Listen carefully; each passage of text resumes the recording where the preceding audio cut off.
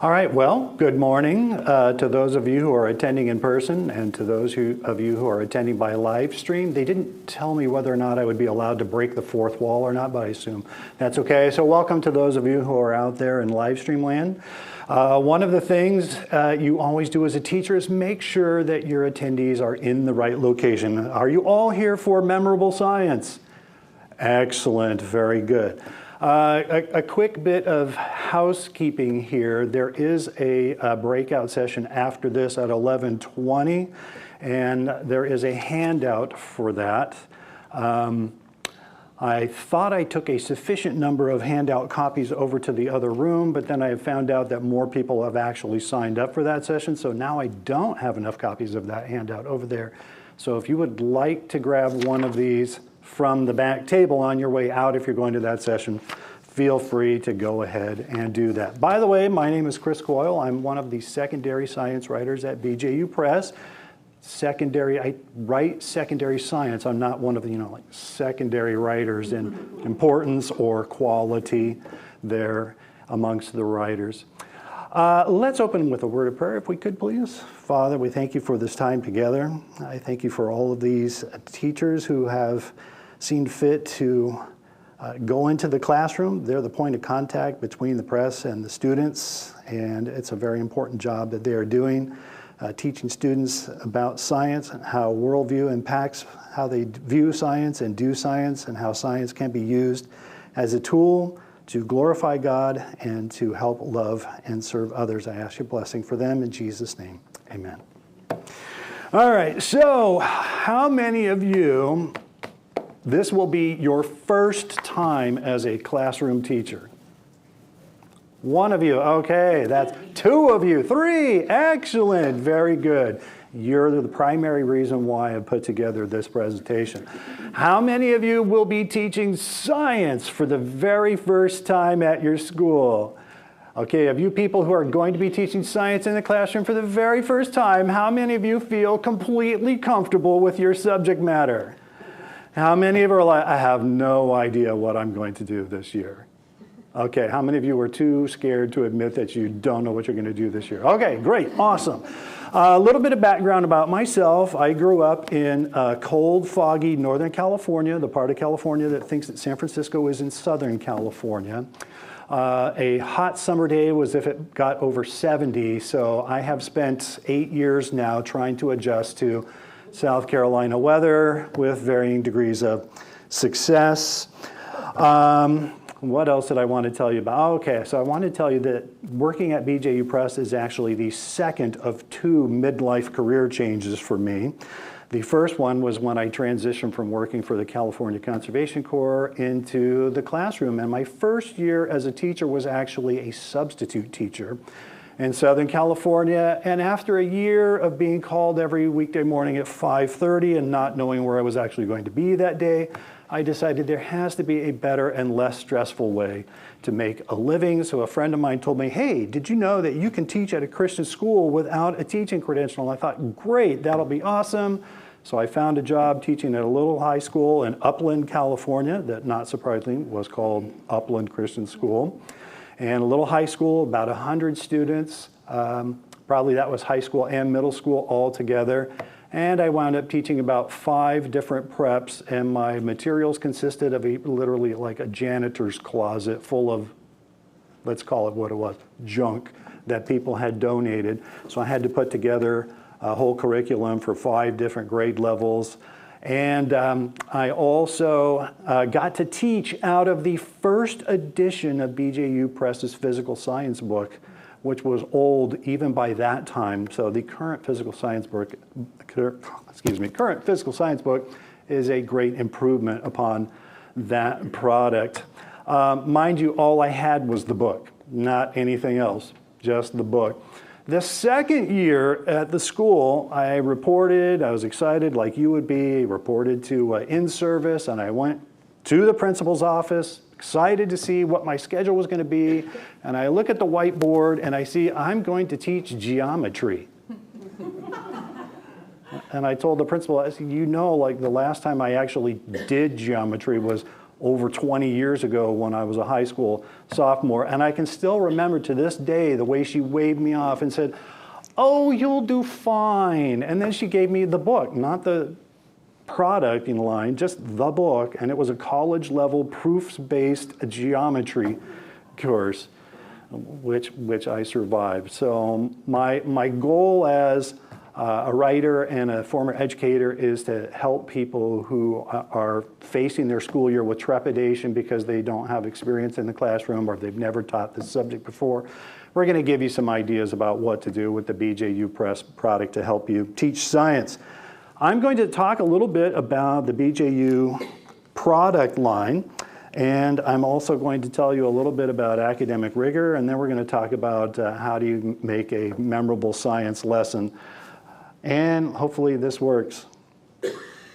There we go. First of all, let's answer this important question. Why am I teaching? But I'm going to actually rephrase that question slightly, because I think for most of us in the room here, the real question is, why am I choosing to teach at a Christian school? And hopefully for most of us, the reason why you're teaching at a Christian school is because you not only love science, but you also love being able to teach science within the context of a biblical worldview, and you don't feel like you need to put your faith on the back burner while you're teaching in a classroom. You can do the two things together. You can teach kids about science, and you can impact them with a biblical worldview. Speaking of biblical worldview shaping is an integral part of what we do at BJU Press. Back in the days, some Christian science books used to have their biblical worldview shaping was what we call dropping in a drive-by Bible verse every once in a while. So if you were talking about rocks, for example, or geology, you might drop in some verse from the Bible that talked about rocks. But nowadays, we try to make biblical worldview shaping a central theme throughout our entire secondary science product line. Now, what do we mean when we say biblical worldview shaping? Well, first of all, what is a worldview? A worldview is simply, it's a fundamental cognitive orientation. It's a lens that consists of your core values and your basic beliefs, a lens through which you interpret your world around you. And when we say biblical worldview, we mean that we are interpreting our world around us from a biblical point of view. That biblical narrative can be summed up in 3 words: creation, fall, and redemption. As believers, we believe that... Hang on, I got to get the hang of my slide advancing here. Oh. Okay. We believe that the world was originally created very good. It was without sin, it was without death, it was without decay, it was without all the problems that we see in our world today.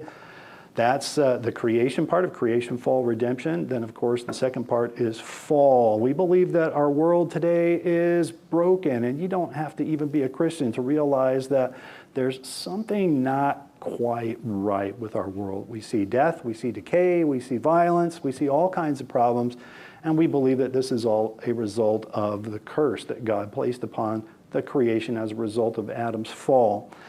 Fortunately for us, or I should say happily, my editor doesn't like the word fortunately, he likes to use happily. Happily for us as believers, we know that God isn't leaving the world in its fallen condition. He's going to restore it at some future point. Once again, everything will be good. There won't be any death. There won't be any decay. There won't be any sin. It's really hard for us to imagine what such a world might be like. In the meantime, until that day, we were given what we call the creation mandate. Mankind was given the mandate to have dominion over the world. That means to exercise wise use of it, and also to use it in a wise way, so that its resources are preserved for future generations. Now, science is a tool that can help us do that, because we can't really exercise dominion over what we don't completely understand, and we also don't know the best way to use it if we don't understand it either. So when you flip open any BJU science product, you're going to see that biblical worldview is throughout the entire product. You'll see that, for example, if you open up a student edition. This is a 5th edition of biology. We're currently working on 6th edition of biology, which will be out. I believe the student edition will be available next year. You'll see that we use imagery and we use language that reflects a biblical worldview. For example, when we're talking about human life, we'll always be talking about that in a very respectful tone, because we think that mankind is the pinnacle of God's creation. We are the only part of the creation that was made in God's image. That will be reflected throughout our product line. Where else will you see that? You'll see that in our teacher's edition, for example, and you'll see that we have highlighted opportunities for what we call biblical integration into your classroom teaching. You'll see that if you look on the left-hand side, about halfway down, there's a little icon there with a cross. When you see that, that is an opportunity for you to incorporate biblical worldview shaping into your teaching. For example, in this spread right here, the intro to this chapter is talking about the wise use of plants. As you know, plants can be used for both good and evil, and how we use plants is based on our understanding of them and on exercising wise dominion over them. One of the biggest ways that you'll see biblical worldview shaping happening in our life science products is, of course, the big question of origins, evolution versus creationism. And you'll see that in the way that we talk about this debate. A couple of very important things. First thing you need to know about BJU Press is that we're unashamedly young earth creationists in our worldview. And the other thing is, you may sometimes see in other products where people are trying to avoid the worldview issue. Or worse, if you're using a secular product in your classroom, you're going to get a very anti-biblical worldview when they come to talking about origins. But you will never see us shy away from teaching about evolution, not because we believe in evolution, but we believe that you can't formulate a response to the issue if you don't understand it correctly. So one of the things we want our students to do is to have a proper understanding of how evolution supposedly works so that they can formulate a proper response to the way that what we would call people that believe in the evolutionary paradigm naturalists, scientific naturalism. We want them to be able to respond to what those people actually think, not a caricature of what we think they think. You'll see that, for example, in our treatment on the origins. We'll talk about the flood, for example, and we'll talk about the flood's power as a model to explain features that we can observe in our world today. There are certain features of geology and certain features of population genetics that are very difficult to explain from within a context of scientific naturalism, but they fit the model of catastrophism that's part of the creationist worldview very neatly. Oh, I was going to talk briefly about, you guys probably have heard about the finding of soft tissues in dinosaur fossils. That's happened within about the last decade or so. Well, it's very difficult to explain those within a scientific naturalism worldview without resorting to all sorts of secondary mechanisms for how that tissue might have been preserved. But of course, in a creationist worldview, if the events that preserved the fossil in the first place happened relatively recently on a geologic timescale, then we could account for finding soft tissues in fossils like that. We're talking about explanatory power. We believe that the creationist model has more explanatory power than the scientific naturalism model. Speaking of modeling, we are very careful to teach that our students that science does not present ultimate truth. Science is all about modeling. We believe that the only source of absolute truth is the scriptures. Science is all about modeling our world, and our models can change in the light of new evidence. Even models that we hold kind of sacred today, like the model of the theory of gravity, for example. Or my physics colleagues would want to talk about, our understanding of the atom at the subatomic levels. I'm drawing a blank on what the model is called off the top of my head. But even those models, that we have tons of evidence to support their validity, but does that mean that they will always remain unchanged over the course of time? No, because they're not absolute truth. If new evidence arises, we may have to modify those models slightly. That's the way that science works. By the way, did you know that when scientific naturalists are modeling things like atoms and gravity and things of that nature, they actually have to borrow from a biblical worldview to do that without even realizing that that's what they're doing? Because from a biblical worldview, we believe that the reason why our creation is orderly and predictable is because we serve a God who is orderly. He doesn't create chaos, he creates order. But in the scientific naturalism view, all of that we know, all of reality sprang forth from nothing as the result of pure chance and time. Well, if it's all a result of pure chance, how can we know that what we know is orderly and predictable? They have to borrow from our worldview in order to do good science. Let's look at some examples where you'll see biblical worldview in our product. So here's a spread, for example, out of our middle school earth science product. One of the ways that we do that is by introducing students to famous scientists or scientists who are well known in their disciplines who also happen to be believers, and they'll talk about how their faith intersects with what they do. Another way that you'll see that is we'll do that in an age-appropriate way. In our middle school products, we'll use cartoons to kind of illustrate the difference between a biblical worldview and a scientific naturalist worldview. We have two characters that we have in our 7th grade science product, Ty and Norm. These are two scientists. Ty is a believer, and he also happens to be a biologist. And Norm is a scientific naturalist, and he is a botanist. There's a couple of things that we like to do with the Ty and Norm characters. Number one, we want to show students that there doesn't have to be constant animosity between the two worldviews. They can actually work together and do good science together. In fact, if you happen to be a creationist scientist and you're only going to work with other creationist scientists, you're probably going to have a very small group of people that you can work with, because the preponderance of scientists these days happen to be scientific naturalists. But the other and more important thing that we want to illustrate with these two characters is to show how these two different worldviews can look at the same piece of evidence and interpret it entirely differently. So for example, here they are looking at a particular species of orchid that has a very long part of the flower, and they are believing that they observe that there's this particular species of, I think it was a moth, that has a very long proboscis that can fertilize this particular flower.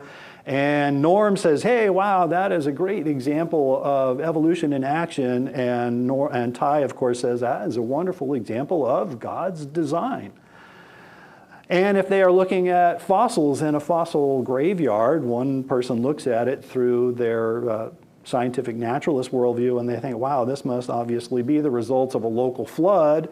And Ty is looking at that same evidence, and he's saying, well, you know, the Bible and its account of Noah's flood has far more explanatory power, better explanatory power, when it comes to explaining how these fossils might have come to be here. We started introducing a few years back within our science product line and what we call an ethics strand, because this is one of the important reasons why students need to learn about science. I had my students in my class all the time would ask me, Mr. Coyle, how come we have to learn this stuff? And what I really wanted to say was because we don't like ignorant people making public policy decisions. We'd rather that you actually know something about issues that you may be voting on, and that is true, that's important, but also people make all kinds of ethical decisions in their lives. And of course, as believers, we would like to teach our students how to use a biblical worldview when it comes to making ethical decisions. So here we have they're thinking about some ethical issue, and Ty is looking at what does Scripture have to say about this issue?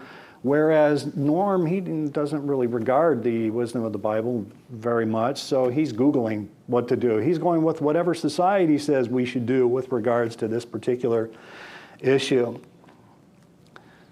So what we do is in 7th grade, we start introducing the student to what we call the biblical ethics triad, except in 7th grade, it's only 2 legs on the stool. So it's kind of like a biblical ethics biad, and then it becomes a triad when they get into 9th grade. So we're kind of scaffolding up. We start off by talking about biblical principles and biblical outcomes. We're looking at what does the Bible have to say about this particular issue, and what would be the most desirable outcome if I act according to what is found in Scripture. When they get to 9th grade, we're going to add a 3rd element to the stool, which is biblical motivations, which will be how can I as a believer grow in my faith through the action I choose to take in response to this particular issue. So the first time that a student will see the ethics strand, we're going to model it for them, and then we'll ask them a few questions about the process. We're not going to introduce them to this process that they've never seen before and then say, okay, go out and apply this to some really thorny issue like gender transition surgery or something like that. We're going to start off with what I call softball questions. So that would be a question that everybody comes more or less to the same answer regardless of whether they're using a biblical worldview or a secular worldview. We will model for them how to do the strategy, and then we'll start off with some easy question. In this case, in life science, it's on veganism. Well, what does the scripture have to say about veganism? You may personally not choose to eat meat, but from a biblical perspective, is it okay? Yes, it is. So whichever you decide to do, that would be okay, but from a biblical perspective, you could eat meat. You can't really justify veganism only within the context of a biblical ethics point of view. As the students go through the product, they'll get to progressively thornier issues, and sometimes the issues won't even have a clearly defined result that you would like to reach. But we're modeling what real life is like. Sometimes we run into thorny issues in which there aren't really hard and fast answers. In the teacher's edition, you will see a grid like this that will list the biblical worldview shaping themes for that particular product. They're different for each product, each grade level. And they get a little more higher on the Bloom. Everybody here know Bloom's taxonomy? Okay, so you have your low level things, that's like straight recall, and then you go up the pyramid, the Bloom's taxonomy. And at the top you have things like evaluate, formulate, and apply. So if you see the letter E early on, like chapter 1, we're just asking the student to explain the process. And as they go through the product, they're going to see more of these EVs, which is evaluate, F is formulate, and A is apply. So we're asking them to do more. We're asking them to think more critically as you go through the product. Now, as a teacher, it might be super tempting for you to skip these, but we strongly encourage our users, try to incorporate as many of these as you can in your teaching year, because we want students to be able to think about these kinds of issues within the context of a biblical worldview. All right, we're going to switch gears now. We're going to talk a little bit about something called academic rigor. What is academic rigor? You would expect whatever product you're using in your classroom to teach science should be academically rigorous. Here's a brief definition of academic rigor. Academic rigor is the educational experience that engages students in content that is appropriate to their academic level and helps them learn how to analyze, evaluate, and ultimately create. Notice what we left out. We left out recall because that's really basic. That's not what we want students to do. We want them to be able to think critically about the content that you're looking at in your classroom. All right, let's watch a short video here that says a little bit more about academic rigor.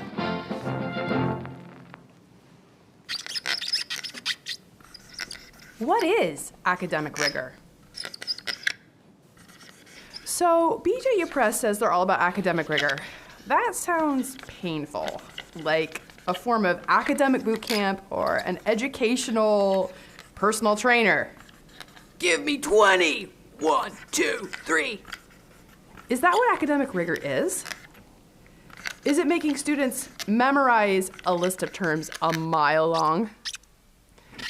Is it enrolling kindergartner students in pre-calculus? Is it creating textbooks so thick that the student's book bag weighs as much as a small car? Take heart, dear viewer. For academically rigorous education is not torture, but a joy. Academic rigor is the educational experience that engages students in content appropriate to their academic level and helps them learn to analyze, evaluate, and ultimately to create.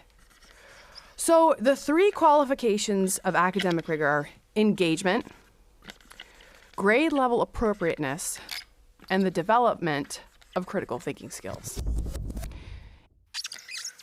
Engaging learning captures student imagination and attention and helps them learn to want more, like a good movie trailer. Grade level appropriate learning seems reasonable to students, parents, and experienced educators, just like a just right pair of shoes.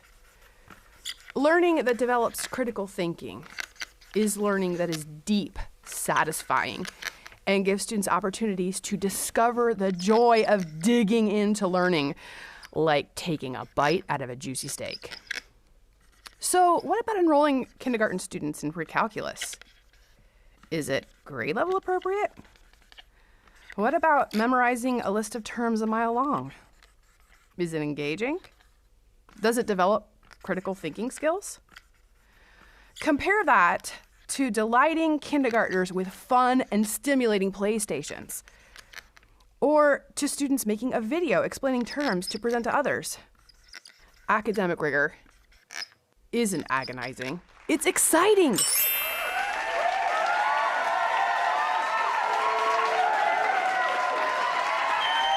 All right, that's the end. Do you want me to do it one more time? All right, I have to give a quick shout out to Rachel Santapietra, the narrator. She's part of our instructional design team. And also to Del Thompson, he's in our art department. He did the animation there, and I'm always amazed because he's left-handed, and how he could do that all with his left hand only, I can never figure out. So, all right, so here's three key takeaways that I want you to take away from that presentation. Number one, when we're talking about academic rigor, we're asking ourselves, is what we're creating for students interesting? Is it engaging? Number two, is it grade level appropriate? And number three, does it develop higher order thinking skills? Those are going to be three questions you want to keep in mind, especially if you're going to be going to the next session. We're going to actually be putting those three things into action. All right, how can the BJU Press product line help you with academic rigor? Well, for one thing, we want the materials to be engaging. So which would be more engaging for a 7th grader? A science book that you open up and it's just nothing but text discussing how the process of photosynthesis works, right? No. If you look at a spread from our 7th grade science product, you'll see some things there. This is all the work of our brilliant layout people, our art and design people. You'll see that there are interesting infographics, we call these infographics, by the way, that are sharing the content in an engaging fashion. There's also things like a lot of white space in there, which people tell us that draws readers into the text when they're looking at something like that. So we're inviting the student here visually to come and interact with the content on this page. You'll see things in the product line, especially at younger grade levels. You'll see what we call photo galleries. A photo gallery is a way to survey a very broad topic and give examples of it that are interesting to look at. You will see examples of graphic organizers. This is where we give opportunities to students to interact with the material, to take the stuff that they're learning in the chapter and to organize it in a visually meaningful way. You will also find something like that in the 7th grade product. Our 7th grade product is a little bit different from our other secondary science products because it's the only product that includes an activities manual. 8th grade through 12th grade is all lab-based. When you look at your lab manual, your student lab manual, or your teacher lab manual, it's just going to be laboratory exercises.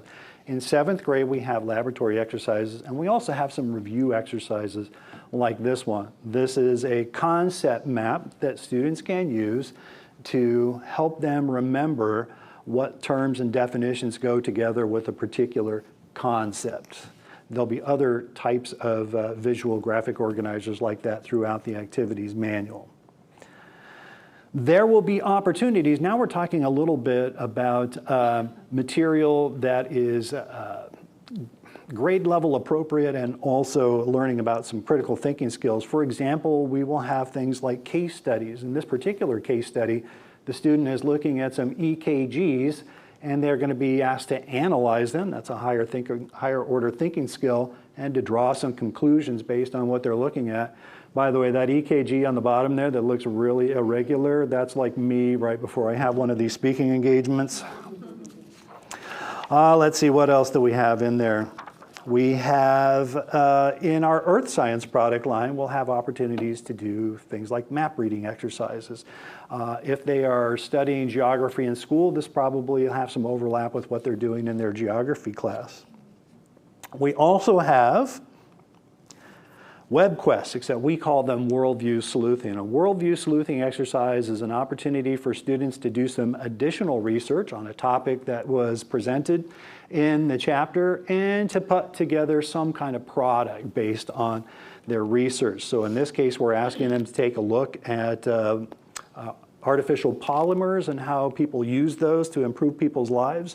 And we are asking them to produce sometimes we'll ask them to produce a report. Sometimes it could be an audio-visual presentation or other forms of presentations, whatever you as a teacher decide to do.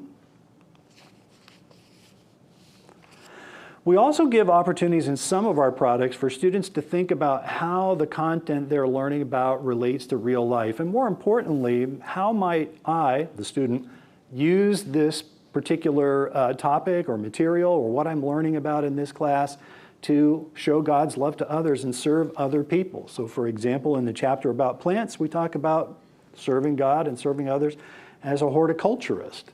And one of the things that we have tried to do throughout our products is we try not to think of the careers that you would think of right immediately off the top of your head.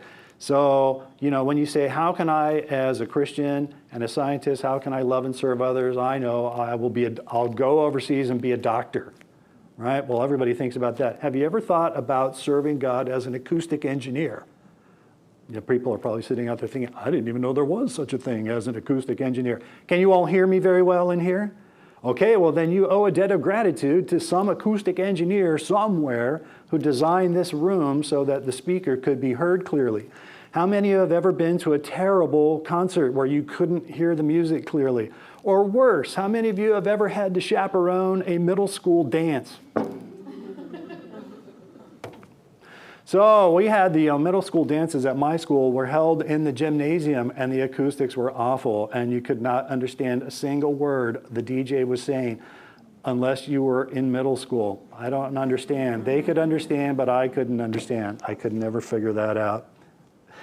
We're going to give the students opportunities to these are mini lab exercises. This is an example of a mini lab exercise. This is something that we refer to in our business as an industry standard. An industry standard is something that everybody is doing no matter whose book you happen to pick up. If you pick up our book or if you pick up Hoot and Mifflin, everybody is doing mini labs. And these are activities that are designed to be a little bit shorter, maybe require fewer materials than a full-blown lab exercise would do. And they're giving the students a hand-on opportunity to apply something that they're learning about in the chapter. In this particular mini lab, we're asking the student to put together a stop-motion animation of DNA replication. Does that sound like fun? Yeah, we had to field test this lab and actually do it ourselves, and I have to admit, yeah, it was kind of fun, even for a technologically challenged person like myself. Okay, another example where you'll find academic rigor in our book is when you go to the review questions. Every book that you pick up has review questions in it, but one of the things that we're trying to do with our review questions, actually a couple of things. Number one, you should notice that they're scaffolded so that all of the straight recall questions are at the beginning, and then we scaffold up to the understanding concepts questions, and then finally we have the higher order thinking skill questions at the end. But there's something else that you should notice, and that's if you look at the chapter summary, you'll see that we have these short statements that summarize the content of that particular section. And those aren't by accident. Those are all tied to content objectives that we draft before we start actually revising the product. So actually all of our content, all of the stuff you read in the book, all of the review questions, all of the lab activities, all of the assessments, the chapters, tests, and quizzes, those are all tied to the learning objectives that we draft ahead of time. Think of those as like standards. If you've seen your state standards or national standards, our objectives are like that. That tells you what we're what's the main takeaway that students should be getting here. And so each one of those summary statements there is a way of thinking. You can think of that as the objective says we want students to take away this or that piece of information, and then we're summarizing that information for them in the chapter summary. And the other cool thing about those is if you've ever had students that come to you and say, Mr. Coyle, or actually a parent comes to you and says, Mr. Coyle, can you please create a study guide for Johnny because Johnny didn't bother to take any notes the entire school year. Then you just say, well, Johnny, if you look at the end of your chapter, there's a lovely chapter summary for you right there, and that's probably stuff you should know for the test. And when Mr. Coyle says you should probably know that for the test, he really meant you need to know that for the test. Okay, now let's get to the big question, the $64,000 question. What should I teach? I have no idea what I'm going to cover this year. What should I do? All right, so I'm going to cover a couple of things here. Number one, think ahead. Think ahead for the coming school year and start doing a little bit of planning and preparing. One thing that you could do to prepare for the upcoming school year is to come to a conference like this one. So good on all of you for being here. Think ahead. One of the things you could also do to think ahead is to read the part of the teacher's edition that says, to the teacher. We had to draft that for you. So guess what's in there? There's things in there that we think you, the teacher, should probably know about this course or about teaching this subject before you start teaching. So don't skip that. Read it. I'll feel so much better if you do. Also, take a look at your LPOs. That's a lesson plan overview. Now, I'm going to let you in on a little secret about lesson plan overviews.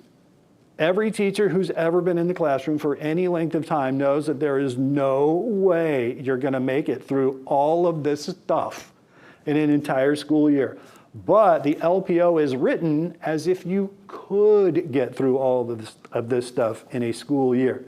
So really, when you're looking at that and it says spend X number of days on this topic or that topic, what you really should be looking at this with an eye for is roughly how much time should I be dedicating to this chapter or to that chapter. Because we all know there's going to be days when, like when I taught at Little Upland School, there would be days when more than 2/3 of my class would be out of school because they were all either cheerleaders or football players, and they were gone. What are you going to do that day? That's a lost day. What about the week that you do standardized testing? And then you have the 6 weeks after standardized testing where your students have checked out their brains for the rest of the year.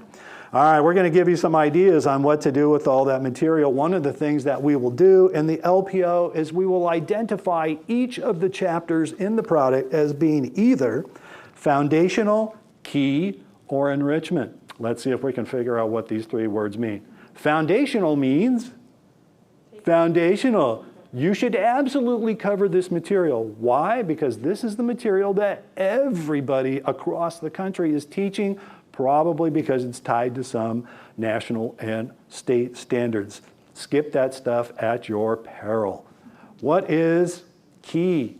Key is almost as important in enrichment, but this will be material that's building on, almost as important as foundational material, but it'll be content that's building on the foundation of the foundational material. And then finally, we have enrichment. Enrichment, if you absolutely have to start cutting corners somewhere and you need to eliminate some of the material, don't cut the foundational material. You can safely cut the enrichment material. Enrichment means if you have time and if your students are interested in this particular material, go ahead and cover this. All right. Next, we have think big. And think big doesn't mean thinking about delicious double cheeseburgers. We're actually talking about the big picture. Think about what is it that I need my students to get from this content, and what do I need in order to help them get this material. So for example, if you look in the TE, you will find that there is a chapter overview. The chapter overview will summarize the big idea of the chapter. This is what the student should take away when you're done covering this material. The TE will also tell you what materials do I need in order to teach this content. It will tell you what I need for materials for demonstrations, what I will need for illustrations. It will tell you where you can find the digital resources that are applicable for this particular section. Everything that you need to know to present this material, not all of it. You can also bring in your own ideas. But there's some ideas there of what you need to have on hand in order to teach this material thoroughly. And there will also be a lot of suggestions for how do I teach this particular material. You'll find a lot of teaching tips in there, various teaching strategies that you can use to teach this material effectively in the classroom. Now, this is a shot out of, I believe this is out of our 8th grade science project. And one of the very nice things about the entire press is the whole press has been shifting over to a new paradigm for doing teachers' editions. And we're going to be presenting all of the information for the teacher in a 4-step teaching cycle.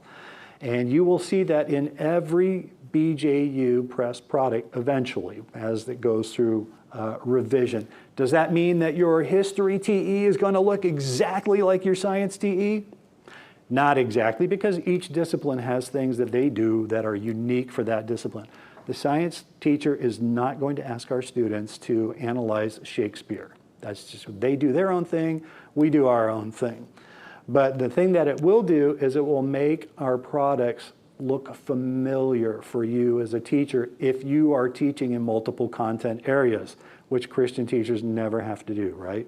Wrong. They do that all the time. Okay, I have here a QR code that may or may not work. We didn't get it to work yesterday, but this QR code will take you to our Teacher Tools Online website, and it will take you to that document right there called Teaching Strategies in the Classroom, which is exactly what you think it should be. It's a list of teaching strategies that you can use. If it doesn't work, here's how you find that document. You just go to Teacher Tools Online. It's on the free side of Teacher Tools Online. And somewhere roughly in the middle top of the toolbar, there's a tab that says something like Ed Docs or something along those lines. And you click on that tab, and the very first thing that comes up when you click on that tab will be that document, Teaching Strategies in the Classroom. So it should be pretty easy to find even if the QR code isn't working. Is it working? Yeah. Worked? Fabulous. Excellent. It didn't work for me. I think it was just being mean to me because it knows that I'm technologically challenged. So anyway. So as I said earlier, all of the teacher's objective, all the objectives you see in the teacher's editions are all tied, or all the material in the various parts of the product, lab manual, student edition, teacher edition, they're all tied to these objectives.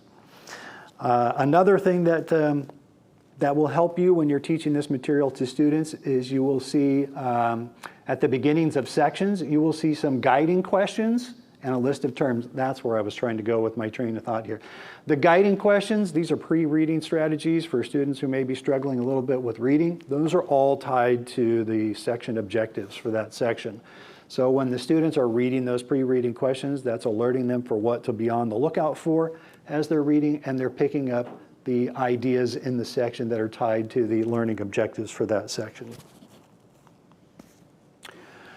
Okay, where am I now? All right, lastly, we want to think interactive. That means students learn best when they're actually doing stuff, not just sitting there listening to you ramble and taking notes. I could ramble forever because I could just get, my students knew that they could get me started talking about fish because I was a fisheries scientist major, and I could talk for hours and hours, but of course that wouldn't be doing them any good. Think interactive, we want them doing stuff. Now for us science teachers, doing stuff is generally not that difficult because most of us have to do what during our instruction? We have to do lab activities, and we may be required by law in our state to devote X amount of time to doing lab activities. Hopefully you've got them doing hands-on kinds of activities, measuring stuff, analyzing data, collecting data, all kinds of fun stuff. We try to get all of our students doing hands-on activities in our lab manuals and our lab activities. For example, they will have opportunities in earth science to use Google Earth. And Google Earth is a program in which you can fly, not literally, but you can fly to different parts of the world and learn about different aspects of geology and geography. We will have in the lab manuals, we'll have most of the labs that you'll see in a lab manual are what you would be familiar with if you remember doing science in school. There'll be what we call guided discovery labs. There's some kind of thing that the student needs to do, and we will guide them through the procedure, and we will ask them some questions about what did they observe and do some analysis and come to some conclusions. That's a fairly standard sort of guided discovery lab. We will also have in the products, we try to squeeze in a certain number of what are known as STEM labs or inquiry labs. Those are big ticket words nowadays. STEM labs, STEM stands for science, technology, engineering, and mathematics. And you will know that you're looking at a STEM lab when you see, actually this is an inquiry. Okay, this is our 5th edition biology product, so we weren't super clear on the vocabulary we were using. So in later science products, you will always see the word designing in a STEM lab activity, and you will see the word inquiring into in an inquiry lab activity. This says inquiring into, but this is actually designed as a STEM lab. Lost in the woods, the students are, you imagine the scenario, you're out hiking, you're lost, what's the first thing you need to secure? You have to have a supply of fresh, clean drinking water. So the students are asked to design a water filter using materials that they may have in their backpack or they may be able to find while they're out hiking. And of course, they have to be able to test the water to see if it's safe to drink without actually drinking it, because that would be a bad idea. If you are doing an inquiry lab is even more fun, because in an inquiry lab, we present the student with the problem and then we don't tell them how to do the lab activity. They have to come up with the procedures themselves for looking at the problem. And what does that model for students? Well, that models what real scientists have to do, because when they're out doing their real science, people don't give them the procedures to do. They have to come up with their own procedures. So we're actually modeling, we love that word, they're actually modeling real world science for them. All right, so when you have an opportunity, if you're coming to the session right after this one, you'll have an opportunity to look at the product line. How should I teach? Well, your teaching should probably have make use of some of the parts of the product that we make available for you. We have a student edition, a teacher edition with all the teaching strategies in there and ideas for demos and the materials that you need and all that good stuff. We'll have a student lab manual and the teacher lab manual. Now, one thing I forgot to mention with regards to the inquiry labs and STEM labs is, of course, we tell the student, you have to come up with a procedure for solving this problem here, but you as the teacher are going, where does that leave me? I don't know how to solve the problem either. What do I do? Well, we're going to provide you a page called, I think it's called To the Teacher, where we provide support for you. So you have an idea what the students kind of should be doing and ideas for helping them through the activity and what kind of results you should expect from the activity. And we also have, if you need them, we have printed tests and keys as well.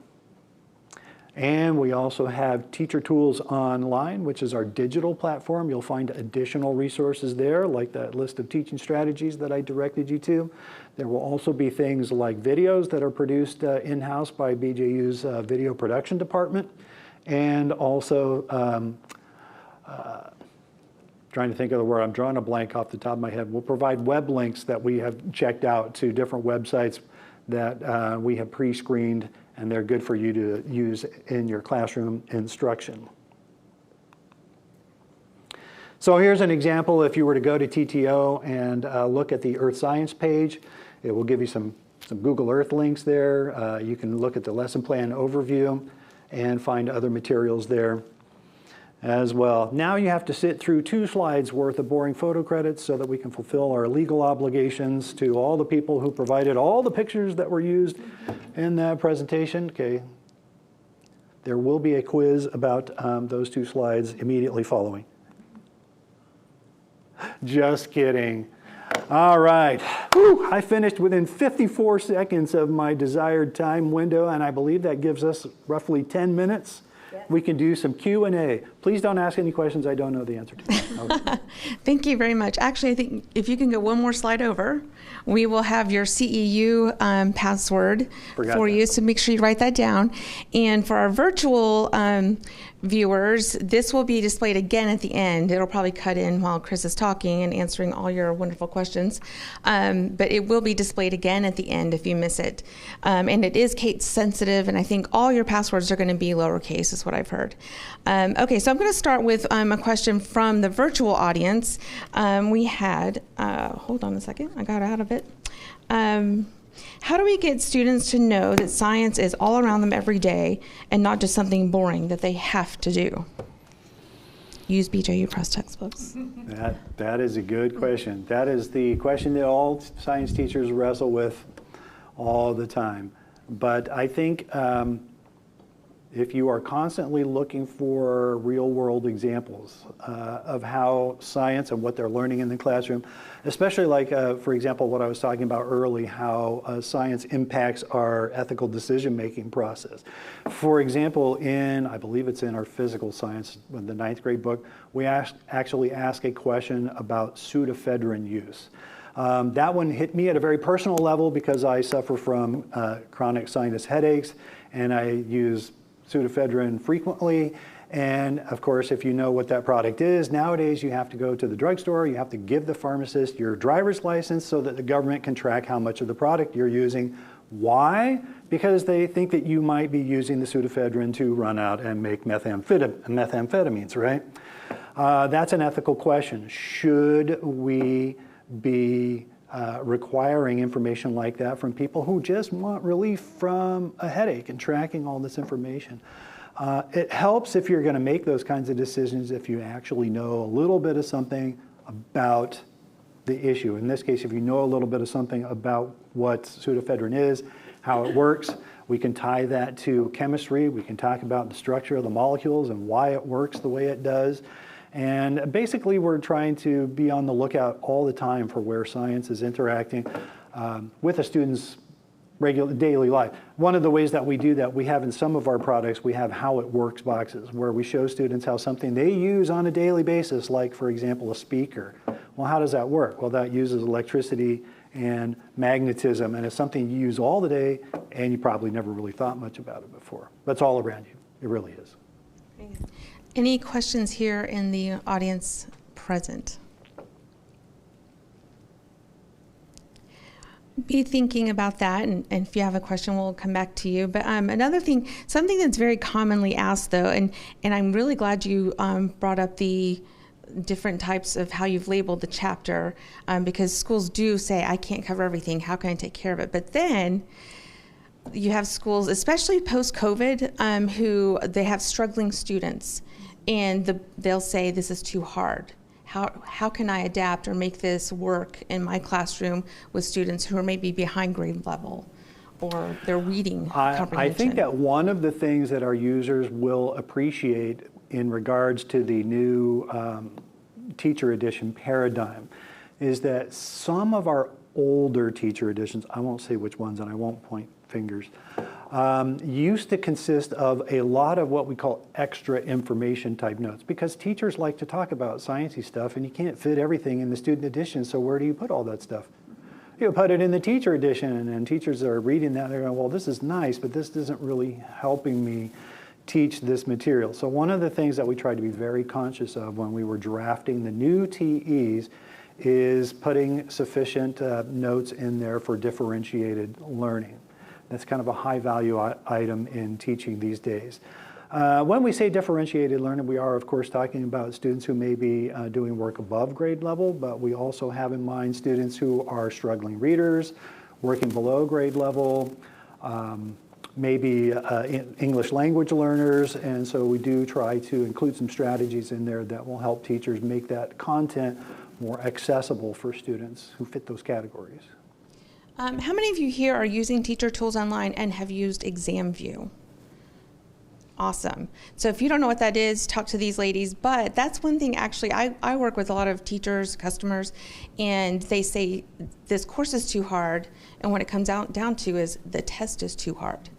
And I'm like, ExamView is your answer, because you can simplify, you can edit the questions and the answers, and you can have fewer questions on there. So you can really adapt using the tools in the textbook, the teacher edition, as well as on Teacher Tools Online. We provide the printed tests and quizzes as pretty much as a, I'm trying to think of the right word, it's a convenience for teachers to use if they choose to do that. Now personally, I was one of those teachers that I'd never use the printed tests and quizzes because I always wanted my tests and quizzes to assess whatever it happened to be that I was personally teaching to my students. But the very nice thing about if you get a subscription to ExamView is that you can take the test bank, which we have provided. You can write your own questions if you want, or you can take our test bank questions and you can edit them to your heart's content.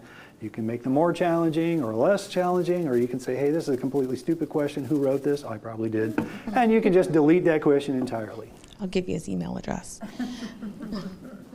Any questions coming up in here? So mentioning that and talking about the labeled chapters, someone just typed in online, the 10th and 11th grade don't have the enrichment key and foundational chapters. The new 12th grade should, right? Because it's most recent? It will. Now that will depend on what product you're using and what edition you are using. That has been something that we have been incorporating into all of their products as they go through the revision cycle. But if you're using a 4th edition product, for example, you're not going to find that because we weren't doing that during 4th edition. But as we are going through our revision cycle for all of our products, we are adding that as a element common to all the products. So physics was most recent. Is it in yes, the physics? That's our most recent and product. then right before that was chemistry, which yes, would be 11th those grade. will be identified So the person asking the question might be using an older edition book. Yes. So if you have questions about that, though, you can reach out to your territory manager. I'm one of the territory managers, and your administrator at your school will know who that is, and we can send in questions and get some help for you if you need that. Another thing I wanted to point out, though, on the Whova app, some of these questions have been asked and different people are giving their feedback. So you guys will be great resources for teachers who are asking questions on the Whova app. So go there, look and see if you have some ideas. And there's one actually where someone asked, any tips on helping 7th graders learn vocabulary quickly so they can then begin to analyze the information in life science? And there's already like 5 suggestions on here. Do you want to? I can give you a couple of suggestions. One that pops immediately into my mind would be creating flashcards. You can either, if your students are struggling readers, you can provide the flashcards for them.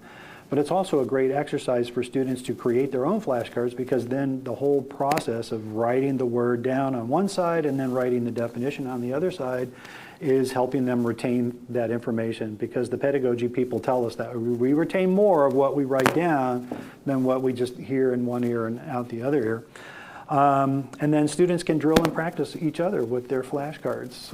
And then another thing that I like to do, science is, it's a very vocabulary-rich subject matter, and a lot of our vocabulary, our jargon, I always referred to them as 25-cent words when I was with my students. They're based on Latin and Greek combining forms, and if you cover some of what those combining forms mean, then when students see unfamiliar words, they see, oh, I see this root word here, and I remember this from a different term. And eventually they can start deducing what the meanings of words are just from the different combining forms that are used. So it sounds like you could have some cross-curricular coordination with your English teacher and be teaching that maybe in that, since you don't have time to teach all of that in your science class necessarily. A couple of things on here that I thought were fun ideas. One teacher says, my students use chalk markers to write on their desks and draw pictures to help them remember. Nothing mind-blowing, but something about writing on the desk is thrilling. And yeah, I guess you have to say only the chalk markers, not anything else. And then someone else mentioned Blookit. Are you familiar with that? It's a quiz game site. That one actually was new to me. I've heard of like Quizlet and some other things like that, but that was one that I hadn't heard of. So I think quiz games make it fun. What did you say? Blookit. In fact, I was like, is that a misspelling? So I Googled it real quick. It's Blookit instead of booklet. B-L-O-O-K-E-T. And you can link your Quizlet, if you have a Quizlet already prepared, you can link it to Book It. So you don't have to retype everything. I'm supposed to be handing around the microphone. I forgot that. So you said you could link your Quizlet to Book It. Oh, okay, very good. Good tip. When we're talking about things like vocabulary and other difficult concepts, and we're talking about being interactive, a great teaching strategy, which probably is listed in the document online, would be something like a jigsaw, which is where you divide students up and you divide the content up into different sized chunks, and you give it to students and you tell them to read about that in the book, and they become subject matter experts on just that portion of the section that you've assigned to them. And then once they have had time to do that, you split the groups up, reshuffle them. They get together with students who are subject matter experts on the other parts of the section. And then they teach the material to each other. And students oftentimes recall stuff like that better when they hear it from one of their fellow students than when they hear it from us, which I guess makes us sort of superfluous. Well, it makes your collaborative learning objectives or goals that you might have.